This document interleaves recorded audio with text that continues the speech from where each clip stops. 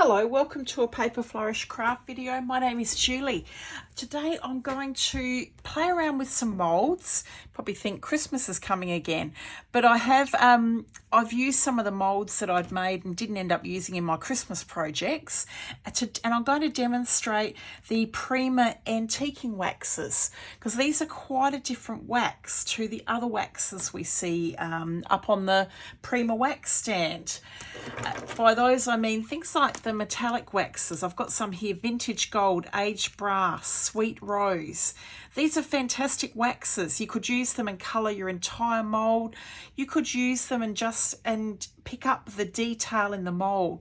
So with these, you would pick up the higher part, like the raised areas of the mould would end up with the wax on them. These are different. What these waxes do is, rather than picking up the raised area, they highlight the crevices, the grooves in the mould. So they're quite different. They come in 4 colours. You've got ash grey, soot, sepia and mahogany, and I will show you each of those colours. The best way to apply these is with the Prima dabbing brushes. I've got the set of 5 here. Also, you can get a single one, you can get a set of 3, but they are the best way to apply your waxes. Now, the antiquing wax also comes in a clear, and I will explain a bit more about that shortly. These moulds, what I've done first, they're made out of resin. You could make them out of soft clay. They don't have to be resin. But I made them, and then I have painted them with Stampria primer just to seal it, to give it a good base. Most of the molds I painted with ivory, and I just did one mold in the light blue paint, just to show that these will also work on a colour. Now, saying that, they work on light colours. They don't work on dark colours. They will disappear on dark colours. So it has to be a light colour paint. Could be white, pastel pink, just something light colour. Beautiful on ivory. So let's start with, I'm going to start with the mahogany colour. I'm just going to get a paper palette. Now, let's pick one of these beautiful baubles. So I've got the mahogany. I'm going to put a little bit of wax on my paper palette. Pick it up with the dabbing brush. Let's go with this one here. And I'm just going to cover the mould with this mahogany wax. So that's covered. Baby wipe, I find it best to take a little bit of moisture off in a paper towel. And then you wipe this back. And what it does, it leaves the darker colour in the grooves. You can wipe it back as much as you want to. Brings back some of that ivory, so you get this lovely variation in colour. And these will dry permanent. Just let them dry, they'll dry permanent. Done. Doesn't that look fantastic? I can even bring it back a little bit more, bring that ivory back.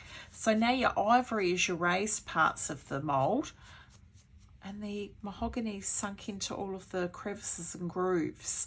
So that's the mahogany colour. Next up, sepia. Same thing, little bit of on the mat. I'm going to pick it up here in with my dabbing brush and paint that mould. This is more of your brown colour. So here's the sepia. So I've wiped that back. So this is more in your brown colours. You can see the difference there when I put it up next to the mahogany. Quite different. Okay, let's try soot. So this one is black. This has always been one of my favourites. I love that effect of that soot antiquing wax. Okay, we must have one to go, and this is the ash grey. I'm going to try it not only on the ivory, but I'm also going to try it on the light blue, so you can see it on that it does work on the colours as well.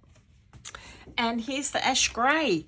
So this is on the ivory and this is on the blue, and I actually really love these with that a little bit of a shade of colour under them as well. Doesn't that look just stunning? So really lovely colour. Okay, so what if you went, oh, I like the sepia, but I don't want it that dark. So the way to work with that, let's bring back the paper palette, which is getting very messy, is to bring in the clear antiquing wax. You can also use this with a, say, aged brass or one of these and kind of turn it into an antiquing wax. So clear wax is really useful. I'm going to go around about sort of half, I guess. And then I'm going to mix that up. So what I'm doing is sort of diluting the colour. And then I'm going to bring in, let's have a look at this bill. And the same thing, just pop the wax all over the top of the bill. Here's the two finished products. So this was the sepia wax on its own. This is the sepia wax with the clear.